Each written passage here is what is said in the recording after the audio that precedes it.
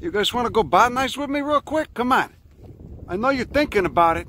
I'll give you some. I got some stuff. You want some stuff in the car? Huh? I got a little hat you could put on. You know that way you don't gotta get wet. I don't have any umbrella though. I'm out of that. You want to go? Let's go look at some dune vegetation. I know you're thinking about it. I know you're thinking about it. Yet it's right. You know it could be nice. It could be fun. Don't you want to go? Come on. So anyway, here we have a pretty good opportunity to explain something that's quite interesting. Okay, you can see 1080 poison risk. 1080 is a kind of poison that they're using here in the Australian continent to get rid of invasive foxes and feral cats. You know, you might be aware of the fact that there aren't really any, mammalian predators on this continent. There haven't been for a long time. You had the thylacines, aka the Tasmanian tigers, no true relation to tigers, on Tasmania, but those, the last one went extinct in the 30s, I believe. It's actually quite a depressing story. Anyway, aside from that, you don't have any mammalian predators here.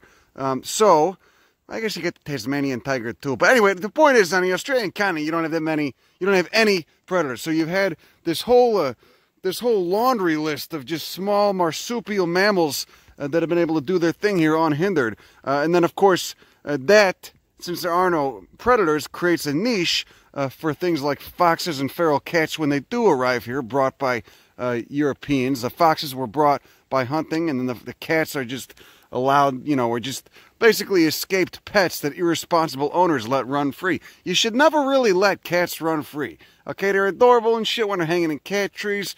They're chasing laser pointers and shit, but they're still an extremely successful and highly invasive predator that just rips apart ecosystems.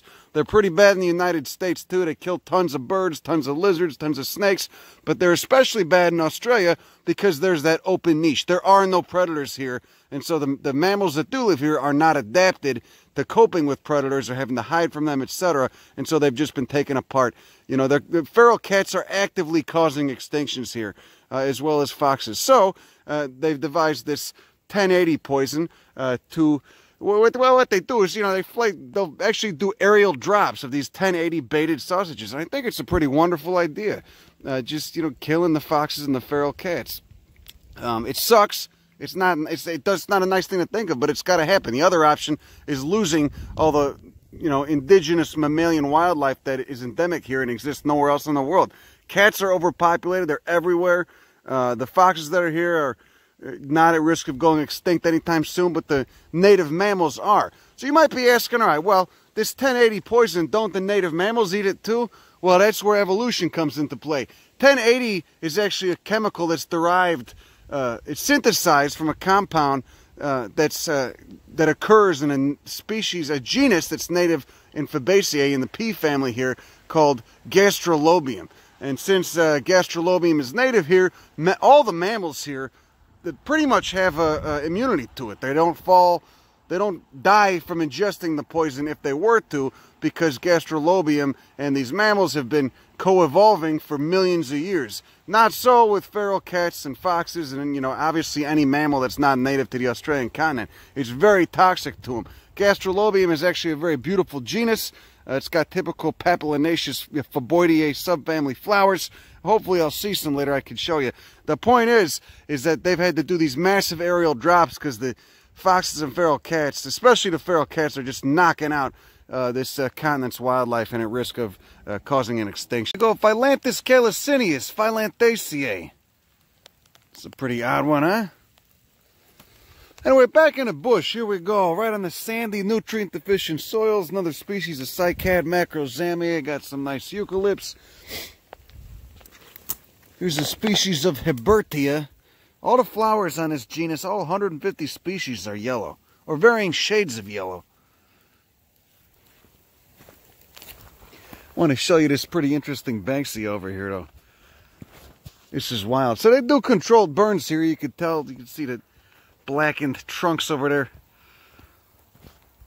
They do controlled burns. They got to do prescribed burns, or else it's just going to go up eventually anyway. And the more you hold it off, the worse it'll be when it finally comes through. But here's a species of Banksia. You can see the telltale fruits up there. Got rather dentate and linear leaves. And then you got another species of Banksia over here. It looks quite different. Yeah, you can see that. Got much wider leaves. Again, leathery sclerophyllus. Leathery, you know, you get slapped around with those. But this one doesn't have any cones on it. But you could see, going on over here, the cones stick on this one. Okay, so these cones basically stay on this tree, I'd assume, until, because that's normally the case here, until a fire comes through.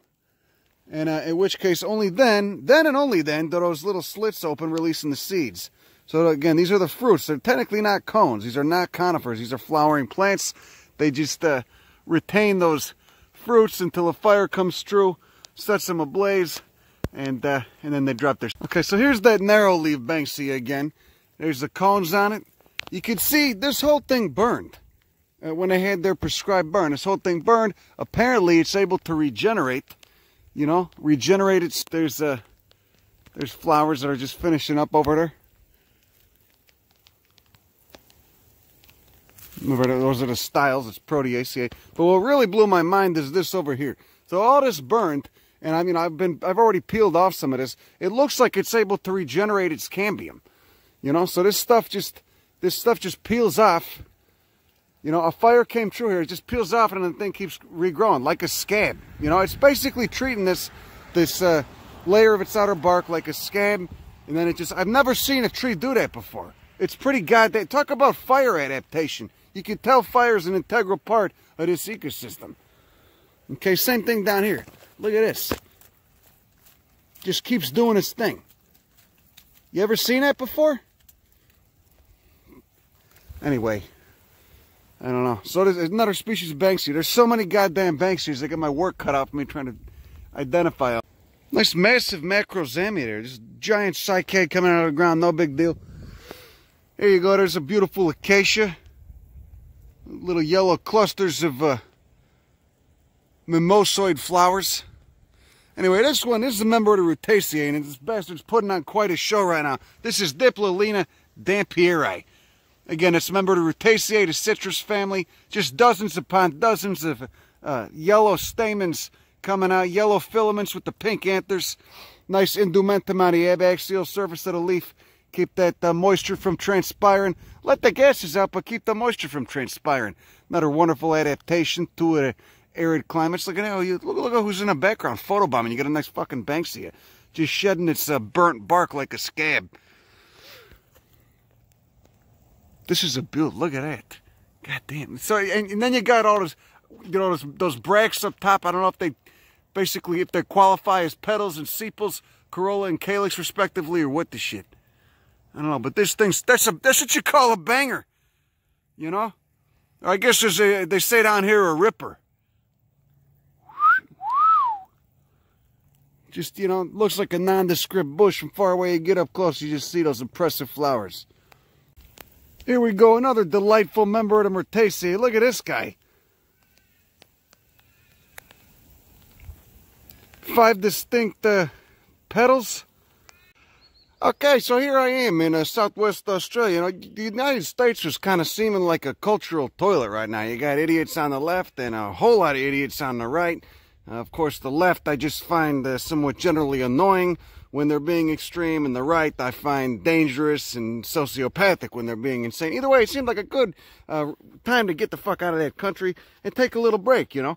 So that's why I came down here, where it's just a little bit, it's a little bit more chill. You know, you're in a coffee shop, reading the newspaper, and there's just meaningless, you know, petty minutia in the newspaper headlines rather than, you know, mass shootings, impeachment trials, etc. So it does feel a little bit more calm down here in Southwest Australia. As you can see, I'm on this relatively nutrient-poor, oh, there's a fucking mosquito. Relatively nutrient-poor, super sandy plains. You know, about, I don't know, 3 or 4 miles inland from the ocean right here. As you can see, you got some cycads, just a ton of Banksia. The Banksia really likes this acidic, nutrient-poor soil. Remember, that's because they got those proteoid roots.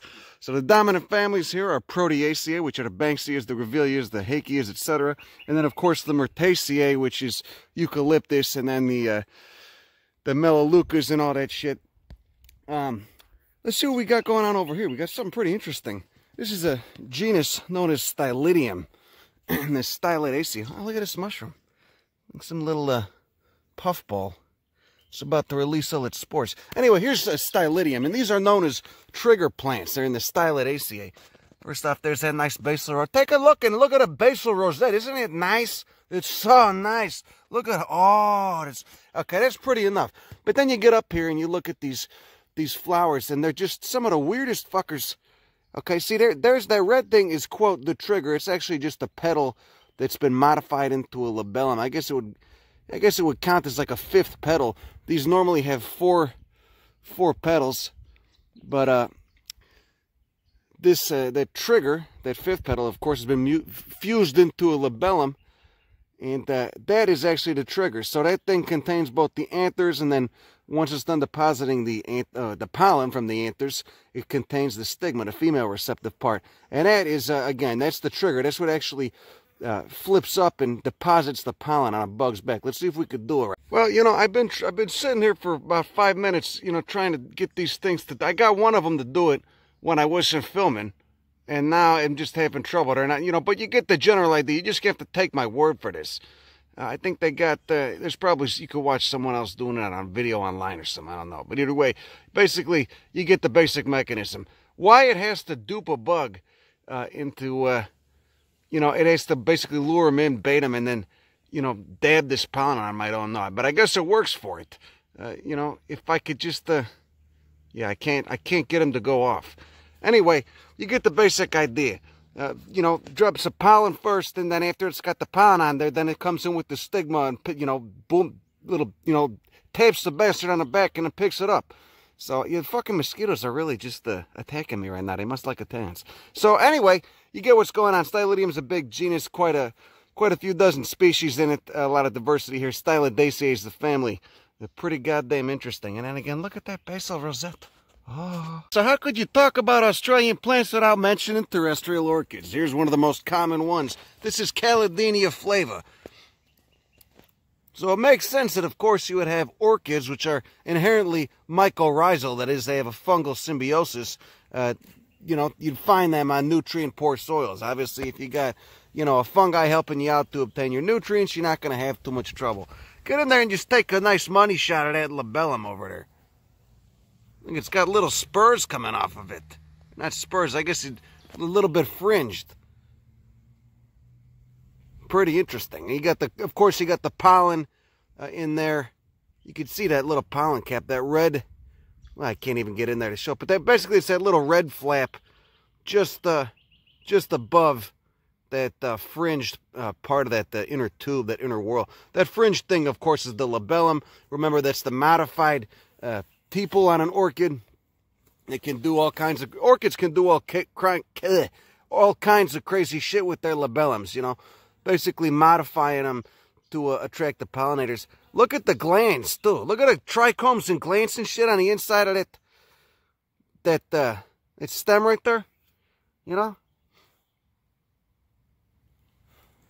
And there's a bunch of different kinds of Caladenias. Oh, what's this little bastard, too? Look at this little Fabaceae. Look at that guy. They're so brightly colored here. So brightly colored and nice. There's the leaves on them. Almost warty. And then, of course, we're curved a little bit, too, in there. So here's a nice Drosera. Look at this guy. Look, he's so sticky. He's sticking to the fucking blades of this monocot. Can you see his little tentacles? Then over here you got a pretty interesting orchid, not in flower, but... And then over here you got another protea, probably a Grevillea umbellata, but not open yet, see?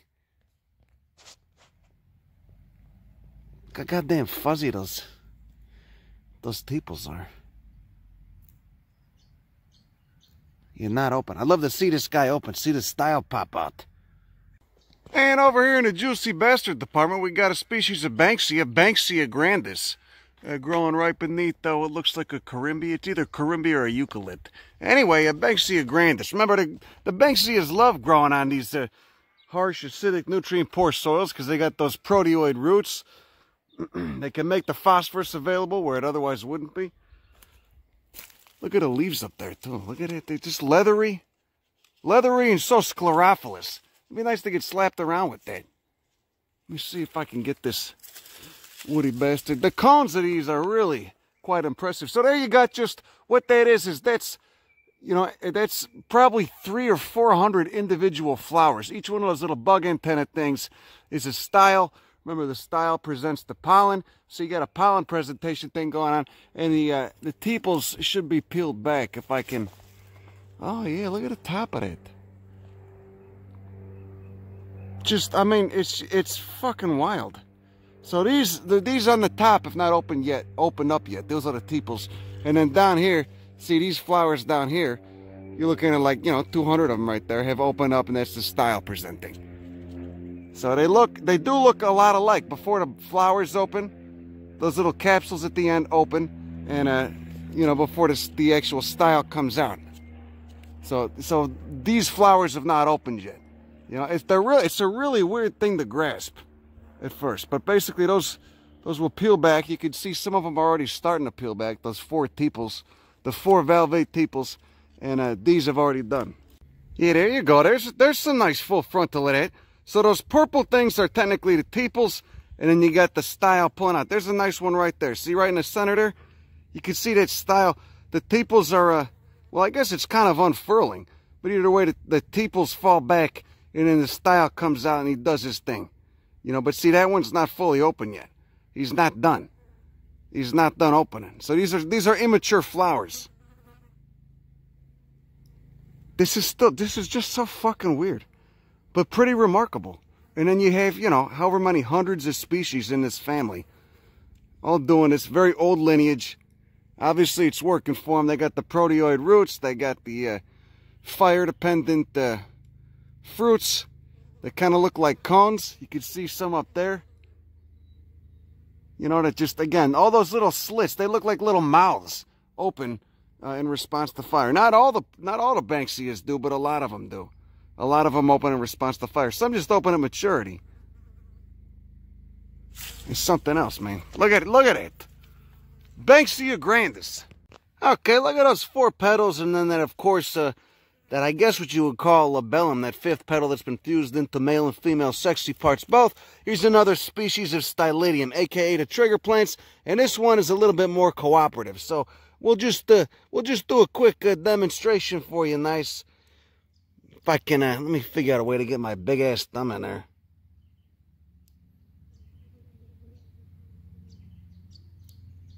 Oh, there you go. Well, you didn't see it, but I don't know if I caught that, but you could see there you go. That whole little flap just threw over. You could see that? And in these they stay. Heavily glandular.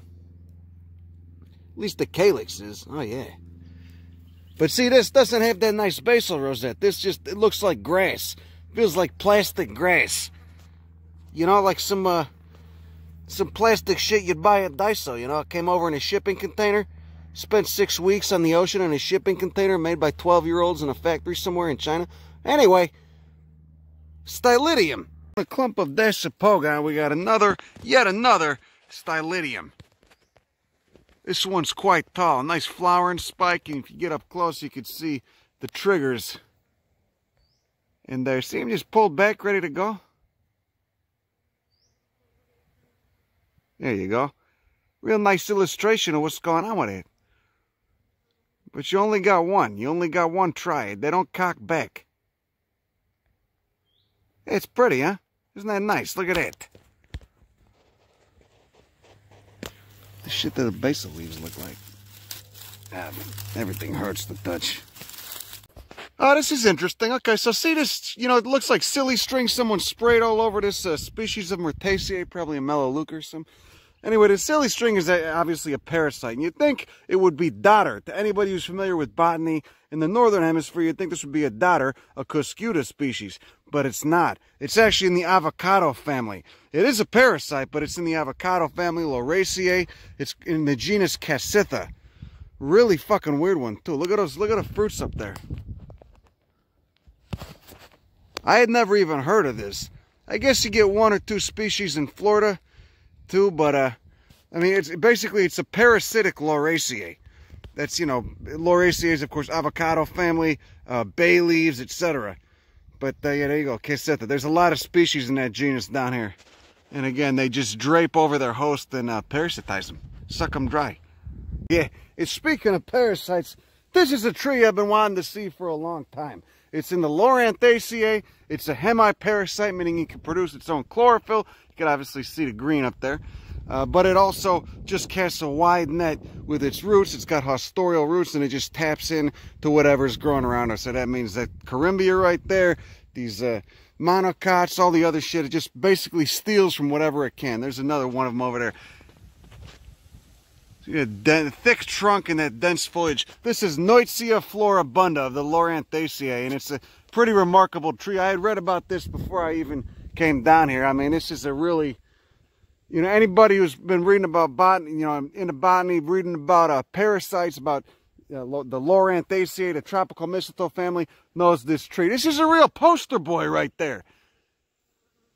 So it's just a massive parasite. It's a tree parasite that has roots that it just, like, again, it casts a wide net, parasitizes anything, and you know, but it can also produce its own chlorophyll. It's it being a hemiparasite. Get up close. Look at the leaves right there. Really leathery, real leathery and stiff. You know, it'd be nice to get flagellated with them.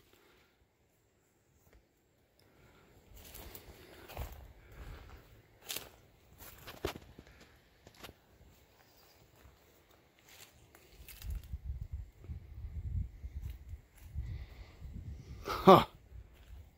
How the fuck? How old do you think this is? I'd love to see the fruits. You get some fruits up there. There you go. Leathery foliage, prominent nodes. I mean, it does. It looks like a giant fucking mistletoe. It's and I guess there's another parasite that can actually parasitize these. Oh, how about that? Doesn't that blow your mind? Maybe not. I don't know. It blows my mind, eh? Fucking thieving bastards. Thieving bastards. Thieving but beautiful bastards. Untitled, the tropical mistletoes, Nuytsia floribunda. Oh yeah, it's so nice. That's so nice. And when they're going off, it's just you know, there's fucking hundreds of yellow flowers. It's too bad it's not flowering right now, because it's really, you know, you've seen pictures, it's really something special. Real nice looking. Another species of Banksia with a fruit that hasn't opened yet. This is probably Banksia hookeriana. You can see these little mouths. Basically, when they're ready, those slits just open up and dump the seed out. I believe there's 2 seeds per chamber. Don't quote me on it. Clearly, you can see not every flower gets fertilized. You can see a bunch of leftover styles. So you get one fruit. Actually, these are, I guess it's technically many fruits, and this is an inflorescence. But yeah, per inflorescence, you got, I don't know, 300-400 flowers. Only 2 dozen get pollinated and fertilized. You know, I don't know if the rest abort or what. But anyway, the point is these open up. And you end up... Did you hear that shit?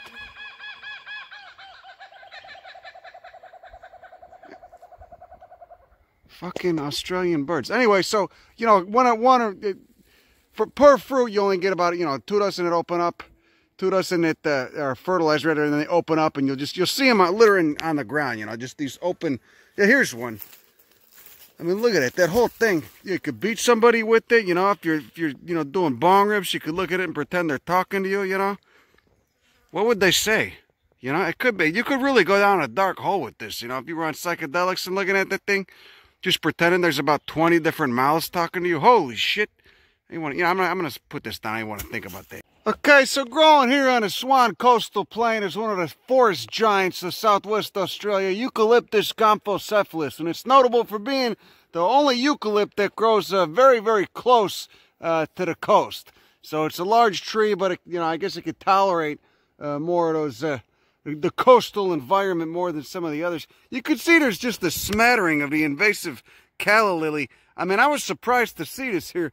You know, you normally see it in, you know, it's like a Chinese dime store plant. You normally see it in a Walgreens and what the shit. I don't really care for them too much, but they are an aroid. They're of the Aeraceae, which is a pretty notable family. they're not really a lily at all. When you get up and you check out that flower, they're, you know, they got the typical spadix and spathe flower morphology of the aroids, which again are of course a monocot. And they're just, I mean, they're fucking taking over here. They're like, oh, something died. Just got a big whiff of death. Anyway, there you go. There's the Caladenia. You probably know these. Typical hash state aroid leaf shape. And then there's the flowers. You know, somebody thought it'd be a good idea, it'd be cute to plant them in a garden, and then they just fucking, they overran like a fucking, you know, like a case of mange. They're everywhere.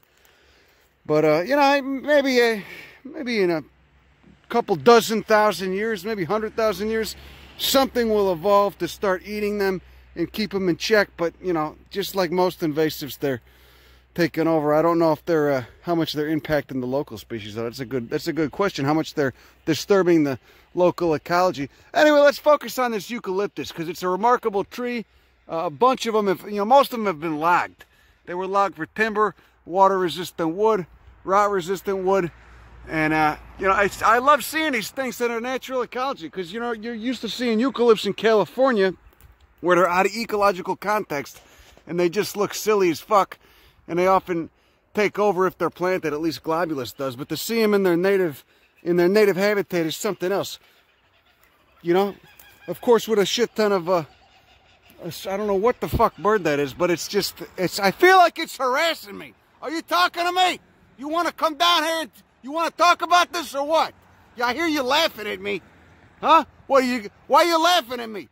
Because, you know, I just been eating garbage the past couple of days and not working out. You see it going to my ass. I hear what you're saying. Fucking wise asses.